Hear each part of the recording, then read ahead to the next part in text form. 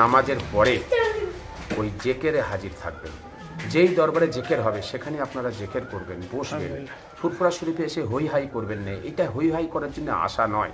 বছরে একবার এসছেন, নিজের আমলকে, নিজের জীবনের সমস্ত কাজ কর্ম ত্যাগ করে নিজের জীবনের সমস্ত গুনার কথা ভাববেন এবং এখানে সেই মাহফিলে হাজির হবেন, নিজের কল্পকে পরিষ্কার করে যাবেন।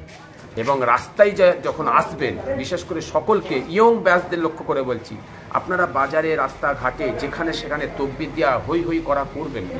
এখন পশ্চিমবাংলার পরিস্থিতি খুব খারাপ।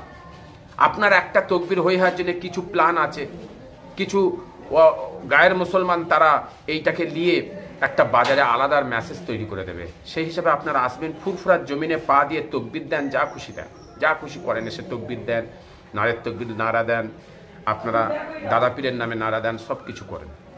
এবং তার সাথে সাথে লক্ষ্য রাখবেন, বিশেষ করে গাড়ির পেপারগুলো লক্ষ্য রাখবেন, হেলমেট পরে আসবেন। কারণ রাস্তাঘাটে যেইভাবে মানে আপনাদের প্রশাসনের যেভাবে মানে লাইসেন্স দেখছে, হেলমেট দেখছে, এবং দেশের সংবিধানের ওপরে আপনারা চলবেন, সংবিধানের বাইরে চলবেন না, পুলিশের কাজ পুলিশকে করতে দেবেন।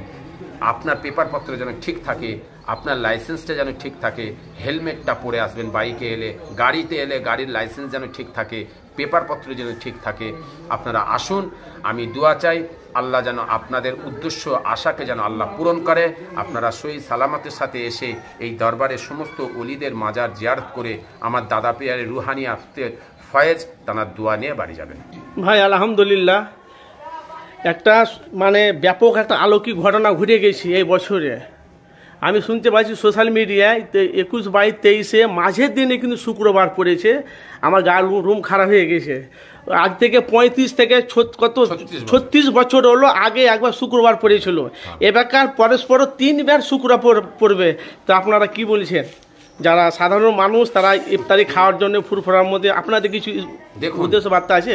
আমি একটাই বার্তা দিতে পারি, শুক্রবারের নামাজ, আমার গায়ে লোম খারাপ হয়ে গেছে, এই নামাজের ওপরে কোনো হুকুম নেই যে